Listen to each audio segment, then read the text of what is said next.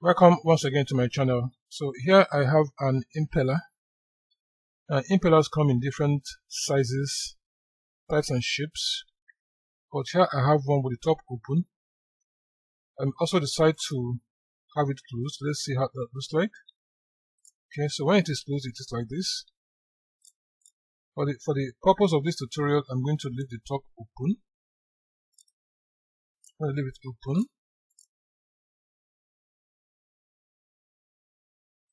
Okay, so I have this.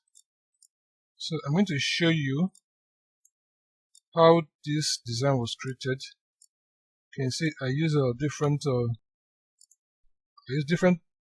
AutoCAD commands to create this, especially these fins or the blades as you may have it. So I'm going to open up a new page and start this design afresh. So let's get started. Okay, so here now is a new page. So I will start by switching the view to Southeast Isometric. So right click on the view panel and choose Southeast Isometric.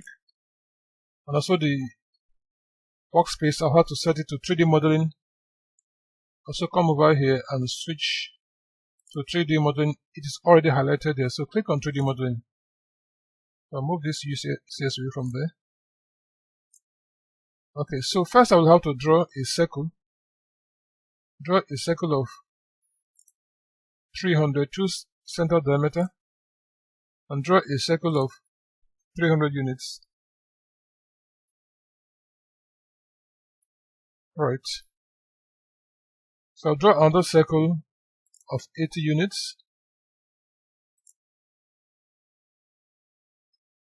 And draw yet another circle of 50 units.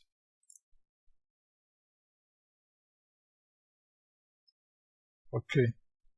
So I'm going to create a keyway here. I'm going to use the rectangle command. So come over to the draw panel and click on the rectangle command and draw a square of 12 by 12 units. Okay, so I'll move this square from the geometric center and drop it at the quadrant point of the smallest circle here, which is this. Right, so I'm now going to trim up some portions here. So click on the trim command and trim out these portions. Okay. Now use the join command to join them up. Click on the modify panel and click on join. And join these broken portions. Alright. So I'm now going to draw the height of this impeller. I'm going to make it 100. So click on the line command and start from this point, at this corner point, and draw a vertical line of 100. Okay. Alright, so I'm now going to draw a line. Click on the line command and draw a line from this point to touch the quadrant point of this circle. Okay, so I'll now rotate this line to an angle of 45 degrees. So click on this line, right click and choose rotate. And with here as the point of rotation, enter minus 45 degrees. Okay, so next I will have to extend this line to touch the circle. So come over to the modify panel, click on the arrow beside the trim command, is this, and click on extend. Then extend this line to touch the circle. Okay. So now I'm going to generate a curve from this line. So come over to the draw panel, click on this arrow and choose start end direction. And with here as start and here as end, generate a curve. This one should be alright. This curve should be okay.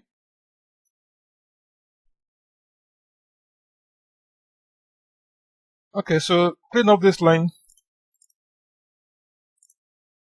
Then draw yet another line from this point to touch a quadrant point. You can check the auto mode to touch the quadrant point of this circle and exit this command. Okay, so I'm going to rotate this line now to an angle of 30 degrees. So click on this line, right click, click on rotate. Now with here as a point of rotation, enter minus 30 degrees.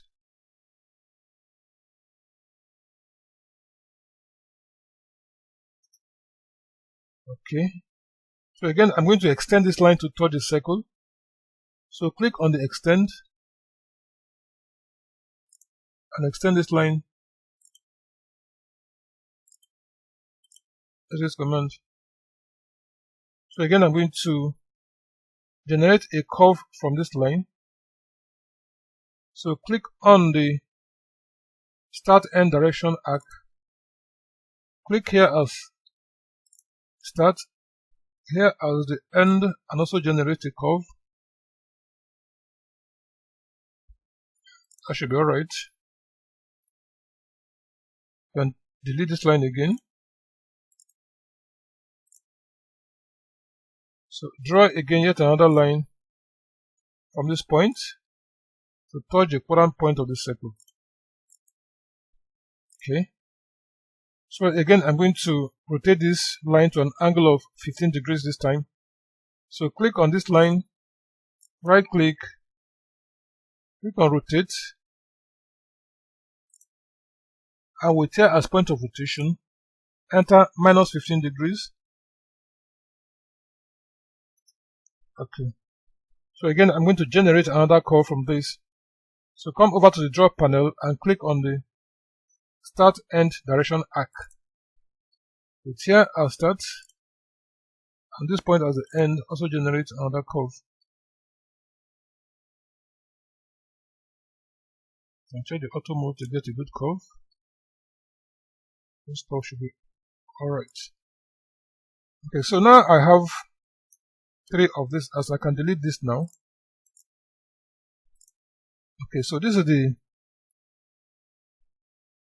one rotated at 15 degrees. So I have to move this. Click on the move command. Move this arc from this point and drop it at this top. The second one, click on the move command. Click on this and move it from this point, drop at the middle of this line. Midpoint. Okay, so I now have 3 of these curves in position. Okay, so I'll now use the spline command to connect these 3 arcs. So click on spline. Click here first, second, and the third, and exit this command. Alright. I now delete this line. Okay. Okay, so you can see here that I have 3 or different lines. Here I have an arc. Here is a line. This is another arc. And this is a spline. That's a spline. So I'm going to now convert all these lines into just one polyline. Then create a surface out of it. Then turn it into a 3D model. So I will have to do that. I'll have to switch to the surface toolbar. So click on surface. Okay, there are 2 methods I use to create this surface. First, I use the surface patch or use a network, all on the surface panel. So first, let's try this. This is a surface patch. Click on surface patch. Now, right click and choose curves. When you click on these 4 different geometries and enter again, you can see that you can now see that I have here a surface, the surface patch. Okay, I can easily turn this into a 3D solid, but before then I'll show you the second example you can use to create this surface. Let's go back again. Now I'm going to use network to do that as well. So click on network. This time I have to select the two geometries. First, vertically, click on this and enter. Then click on the other two sides and enter. So here again, you can see that I have generated a surface. I can also easily turn this into a 3D solid. Okay, so next I will have to convert this surface now to a 3D solid. So to do that, all I have to do here is to type TH, and click on thicken. Now I have to click on the surface I want to thicken, which is this. Click on this surface and enter. Then enter the thickness I want. I'm going to make it 5. You can see that the 3D solid has been formed. You can see this is 3D solid. Okay, so I'm going to adjust this circle to touch the edge of this. So click on this circle, click from this point and make it to touch this edge. Alright.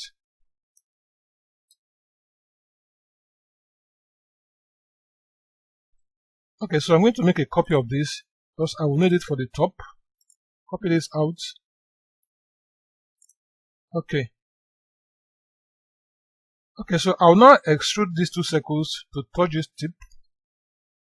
I can now return to the home page. Now click on extrude and extrude these two circles up to this very point. Okay. Also extrude this one down by 5. Click on the extrude command and extrude this. Make it 5 as well. Alright. So let's see how this looks like in shade of gray. Okay, so I'll now use the polar array command to array this. So come to the modify panel and click on the polar array command. Click on this. Then locate the center. Now by default I have 6, but I want 12 of it. So I right click, click on items and enter 12 and execute this command. Okay, so next I will have to subtract this from the main body. So come over to the solid editing panel and click on solid subtract. Then click on this, enter, then subtract this.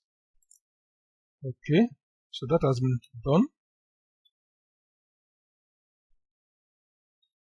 Okay, so I'll now have to cover this up. So come over here, I'm going to delete this circle now. Okay, so I'll now extrude this up to the height of 5. So click on the extrude command and extrude this to a height of 5. Fine. Now use the solid subtract command to subtract this inner one.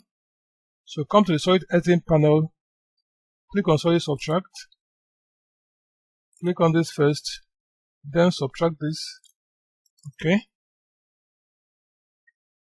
Okay, so I'll now move this and cover it up. So click on the move command, click on this, pick it from the bottom center and drop it at this center.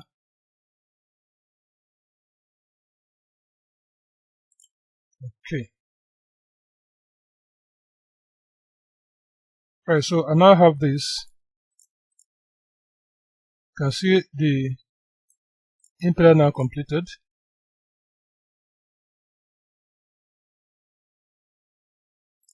So let's now see it on realistic view. So click on this and click on realistic. So here is the impeller now completed.